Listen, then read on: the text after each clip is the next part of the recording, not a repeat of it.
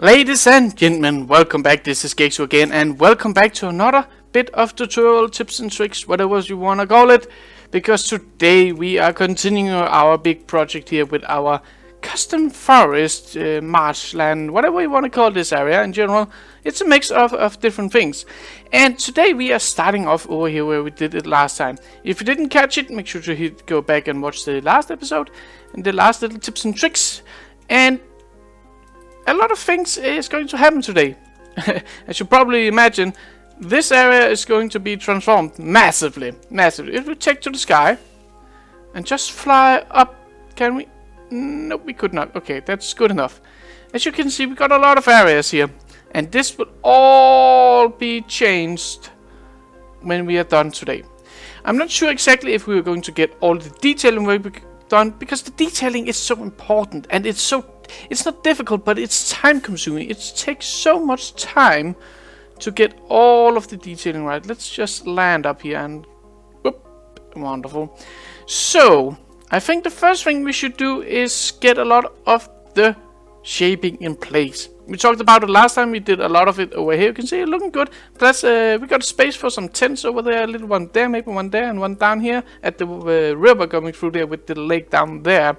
So we need to get the rest of this area shaped up and ready for the detailing, because we can't start detailing when we don't have things ready for the detailing. That makes sense, I hope. And I think a good place to start is basically to get all of the roads done. You can see we mapped out the roads, or I talked about how we mapped out the roads, and one of the things of interest is the roads. I want to go a little bit higher. I want them to be a little bit higher than the surrounding area, and for that to be a success, what we need is we need to start with that. I think that's the best way to do it. If you start out with stop floating things. If you start out with the roads and say this is the border and this is where things will start, you can do that with the lake as well, because again the lake is the lowest the lowest point in one area you build. In general, there can be up in the higher areas, but in general that will be the lowest point, because that's where water will collect. So you can start with the lake if you want, or you can start with the roads and say, okay, I want to start out with here saying this is the height of this area in general, and we are going to have to add a little bit of a hillside here, just a tiny one, to, you can say, support, but also if we can make a road up in the air, we need to ensure that there's a little hill to this side here. Otherwise this road will make more or less no sense that it's where it is. So that's one of the things that we are going to do today. We are going to get all of this area in place and in shape and make it all ready for the big detailing part, because the detailing, it's gonna take some time, because the detailing is a very time consuming. It can be a very frustrating one. So don't quit just because it's difficult and takes time, because the detailing is where everything is put together and the final masterpiece is revealed. You can see this makes more sense now that we got a road up here, because we got this little hill. We got a little mold there. So that makes sense. So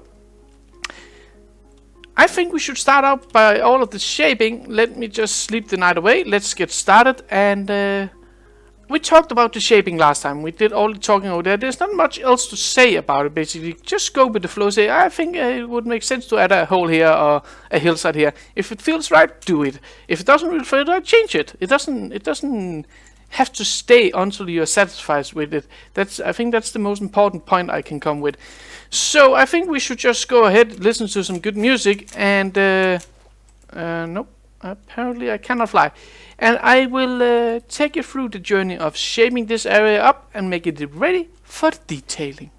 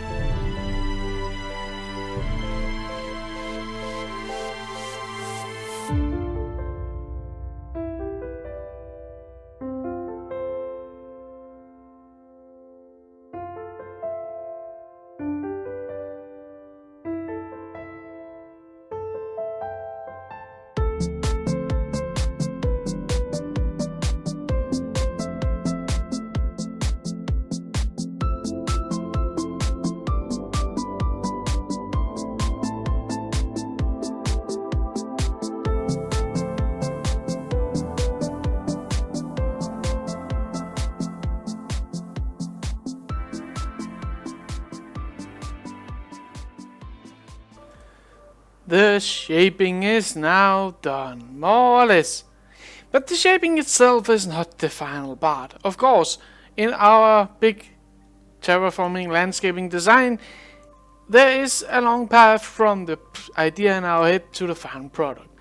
And the final and the most crucial part of this, and also the more difficult part, may one say, is of course the detailing. The detailing is the final part. It's where we are at the moment. And this is where things get a little bit hairy, because detailing takes, even though the shaping takes some time, and the mapping and the planning and the clearing and all of those lovely phases take some time to do. I would say that probably the most difficult one is forever going to be the detailing. Mainly because it takes so long time to do that big amount of detail. So, how to do it? I kind of changed my mind up about having the roads a block higher. We might do that somewhere, but for example, to start off this thing. So, to start off, I want to go and use some stone. And we want some crack stone, we want some powders, and we want a slight bit of moss here and there, and something like that. Okay, I think that's all. That's just to give us an idea of which block we can use. It doesn't have to be those, but it's one of those we can use. So, this is kind of good spot for the road to go. The problem with the detailing here is it's going to be that huge of a task, so I'll go over a bit here and a bit there, and then we will kind of work it around with some kind of time-lapse at the end, because it's just so massive a build. But anyway, let's start off. So first thing I think we should do is lay down some of these guys. Maybe something like that. Trying to give it a little bit of vein-like feeling. That's always a good thing to go with, veins, instead of having one block here, one block there. That can be a little bit tricky to make pretty enough for things to work out. Alright, maybe we add one. Oh, no. Maybe we add one of those in here and there. No. Sometimes I hate Instamine. Just a little bit. If we do something like that, maybe something like that. Yeah, they could work. Over there and there. Yeah? Alright. Okay, this is always a good thing, adding a little bit of depth into the board, maybe something like that. Let's add a regular stone there. One mossy, where do we want the mossy one? Let's put that one there, I think that's good. We also want a little bit of cobble, of course. Cobble is also a good one for the road to use, but we don't use too much of it. Again, it's all about having these things used at the right amount, and the right amount can be a very tricky thing to figure out what exactly is the right amount. So I think what we could do over here is if we take down and do something like that, then yeah, and we plop down first of all some coarse dirt and some grass blocks. The grass, no, that's not the grass block. The glass block is used for path block. That's always a lovely detail. We can use the coarse dirt as well. I think it adds some very nice little detail as well. Adding in this being a little bit broken up, a little bit run down, so to say. And again, it's a road that's been here for a long time, so why wouldn't it be a little bit run down? It's been used a lot after all. Yeah, I think that's good. Maybe we add in one of those kind of to the edges. I think that's a decent spot for them. What to do over here? Maybe we do one of those, and we take some of these, and some of those, and some of these, and some of that, and maybe, yeah, let's grab that and that. Okay, so we got a little pattern going on here that we can use on the future node. However, this is not decent enough for us. This is not decent. This is good, it's going the right direction, but we want to add some detail. We want to remember this whole area is going to be a big forest, a big magic forest, a bad forest, a bad place to come, but also a beautiful place to stay. So, what can we do to support that? You see, one of the things that we can do, we can use this little trick. Use the ender chest, and you say, ender chest, why do we want to use energy? We won't use energy, we will do something like that, and that is a terrible place to because you can see there.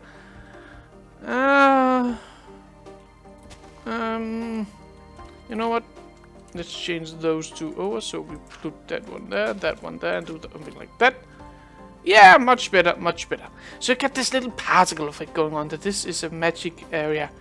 Alright, so we got a little bit of road design going here. What else can we add? We can add a little bit of... I don't have that on me. Alright, but if this is going to be more or less the road design all the way. So if we over here go on and grab a little bit of slapping, because we also want a little bit of variation going on the height. So if we do something like that, maybe add in where are the stairs, that's there. Maybe do something like this. Poof, there we go. And we can use something like that as well. We can more or less come up this area wherever we are at the moment. So that's a good thing. Maybe we are using those there. So yep, we can work up. Good. And we do the same over here. Maybe add a stair right there. Add one of those there. Yeah, I think that's good. And then we slowly but surely changing these ones out and doing something like that. Alright. Yeah. That's coming together. Alrighty, so let's get on with this and let's get all of the roads in place. Alright, we have now filled in all of those lovely places of the stones right here. This is wonderful. I like it. I really like this particle effect. I really think it's some mysterious to it, and that's just what we want. These things are the lampposts. I didn't showcase those in our little talk before, but I kind of think they fit the theme. The only thing I don't mind them being a little bit low, actually. They add that kind of feeling to you that this is going to be a little bit cramped. You're going to be a little bit enclosed into the area, kind of being you're in this space and you can't get anywhere else because you can see it over here. They are pretty close to you, and I think it's good. I think that gives the right feeling. However, oh, didn't make it. Sorry, Rye. See ya. However, I think what I don't like is there's too many of them. Basically, that's the problem. If we take off flight, eat a little bit of choppy, you can see they are basically too many places. It's too much, basically. They gave off a good source of light, ejected in the night time, and they kind of had this little old school with the post down here and then the lamp coming out. That's kind of flip-flop around it. It works. However, it's too much because there's too many. You can see over here. Why do we need those 4 in the same? No, too much. So I think what we should start to do to kind of wrap up the road system is to thin out a little bit, just a tiny. Add maybe each second. I like that one. Maybe this one should go. Let's remove this one from the planet of the Minecraft world, the Diamond Society here. And let's see. And let's grab you, get all the materials. Yeah, I think it's good. This one's going to stay because this is. Yep, I think that's good. Those two are going to stay. We got that one. Maybe this one goes then. Get out of the loop with you. Out. You're too much. Sorry. You're looking wonderful, but you're just too many of you. Yeah. Much better already. Much better. This is looking way more open, this area. So I think what we should do now is try and do that a couple more times all around the area and see how that looks. Yeah, that is looking much better, I would say. We still got lamps, we still got a little bit of light, but it isn't that crammed together. I like that. That's way better. Way better to add a little bit more space. And I know now it's spawnable, but again, it's the nature. It isn't the safe city in there, it's the nature outside, so I think it's okay. Anyway, when you got the road in place, and in this case, I have planned out some lakes. Let's move up, down there. I also planned out a little bit of rivers around here, and all of these need water, otherwise it's a very boring river. And we're going to kill that cat if we don't. Come on, kitty cat. Get up here, get up here. But yeah, filling the water is the first step of the rivers. I think it's the best place to start. Basically, you know where the water goes, which means, is it this block or is it this block I need to detail? That seems to be the easiest way around. So first step of the rivers and the lakes is of course getting in all of the water. Alrighty, as the water's in, you can kind of see where this is going in the idea phase. You can see this is the whole idea I had from the beginning, coming to now where we do the detailing, and it's coming together. That's the whole part of the detailing, is to get out that idea you had in your head under the planning phase. And you may say there's a lot of water going on here. Yep, there is. I'll totally agree with you. There's a lot of water going on there, and the feeling that it gets you a little bit, what do you call it? Flooded, I would say. It gets you the feeling of this area being flooded, and that's exactly what I wanted. You see, out here we got all of these small holes, and these holes are in general just filled with water. But that is simulating that this area has been flooded. There's been some waves from the big sea out there rolling in over this area and kind of slowly pushing up some dirt here and there, creating some muds down here, a very swampy feel actually. And that's kind of what I wanted to add to this area, that it should be a little bit like a swampy mess, basically. And that's more or less the outer ring. You can say then we hit the lake in here and things get a little bit more sturdy, got a little bit more land masses, but the outer ring on all the area outside the sea out here is looking like this kind of swampy area, or at least that's how it will. And at the moment it's just a lot of water, but as you can see, the water itself, when you get that in place, if you work with the water, it ties the area together. And yeah, there you can see very swampy out here. Lovely, lovely, lovely. So that's what the detailing really does. It puffs the things together. It makes it stand out just as you thought when you built it the first time. And you can see over here we got a little, oh no, that's an inventory. We can't use that for much. If we take off again, I will show you. Or maybe we should land up here. No, we should not. Okay, but you can see the water coming from this area flowing down there. But over here it's exciting, because here it kind of fades out. And the thinking here is it kind of broke through to this area out here. And that means that the water that normally will flow this way is kind of dried out and flowing this way instead. Which means that this area is a little bit more to the low point in the water system. That's a bit more, but you can see the idea is there's been much more water over here over time. And how do we bring that out? Well, that's the next part, because after putting in the water, after detailing the road, actually you can do it whatever way you want it. I just thought that was the easiest way around this building. But let's continue and actually make the detail that makes this swampy marsh area really pop, because at the moment we got the theme going, we've got a lot of water down there, and that is wonderful, that's doing the trick. But we still need to add the details, and again, the devil is in detail, and we really need to find the right box as well. What did we put it? We put it over here. So let me get some stuff together and let me show a little bit of thinking behind how you detail something like that. Okay, in the detailing of this area in general, it's a good thing to start slow and start in the small. So if we go to this corner, you can see this is really the corner of this whole area, especially the swampy bit, so to say. This is the corner. And if you look at this, you can say, okay, we got a little bit of swampy going on here. Why don't we have this right here, for example? And that is some of the things that we can fix now. And one of the things we can do is actually to make a little bit of a rock. And you might think, a rock, how does that work? But in general, a rock is just a matter of placing down a lot of block, randomly, more or less. And to try and get that feeling of this coming out of the ground. That's, I would say, the most important thing when you're doing a rock, is giving the illusion that it's coming out of the ground. But many people forget it and just do something like that and smack it up everywhere.